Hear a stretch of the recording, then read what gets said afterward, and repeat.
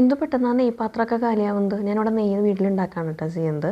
അതും സൂപ്പർ മാർക്കറ്റിൽ നിന്ന് ബട്ടർ വാങ്ങിച്ച് അത് ഉരുക്കിയിട്ടാണ് നെയ്യ് ഉണ്ടാക്കാറുള്ളത്. നെയ്യ് ഉണ്ടാക്കാനായിട്ട് ഏറ്റവും ബെസ്റ്റ് ബട്ടറായിട്ട് എനിക്ക് തോന്നിയിട്ടുള്ളത് കെറിഗോൾഡിൻ്റെ ബട്ടറാണ് കേട്ടോ.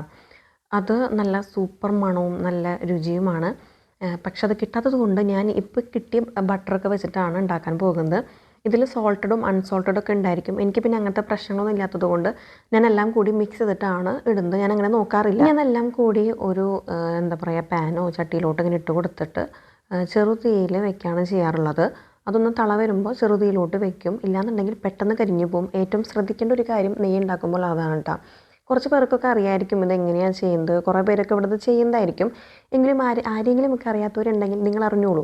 അപ്പോൾ ദേ എല്ലാം തിളച്ച് ഈ ഒരു സ്റ്റേജിലെത്തുമ്പോൾ തീ ഓഫ് ചെയ്യുക, അതോടെ വെക്കുക. പിന്നെ നെയ്പാത്രം ക്ലീൻ ചെയ്യുന്നതാണ് കേട്ടോ ഇത്. ഒരു ടിഷ്യൂ പേപ്പറും കുറച്ച് സോപ്പ് ഇട്ട് കൊടുത്തിട്ട് നന്നായിട്ട് കുലുക്കി കഴിഞ്ഞിട്ടുണ്ടെങ്കിൽ നെയ്യിൻ്റെ ആ ഒരു ഇതൊക്കെ പോയി കിട്ടും. കഴുകാൻ എളുപ്പമാണ്. പിന്നൊന്നുമില്ല, നമ്മുടെ നെയ്യ് ചൂടാറുമ്പോൾ അത് അരിച്ച് പാത്രത്തിലോട്ട് ഒഴിക്കുക, അടച്ചെടുത്ത് വെക്കുക.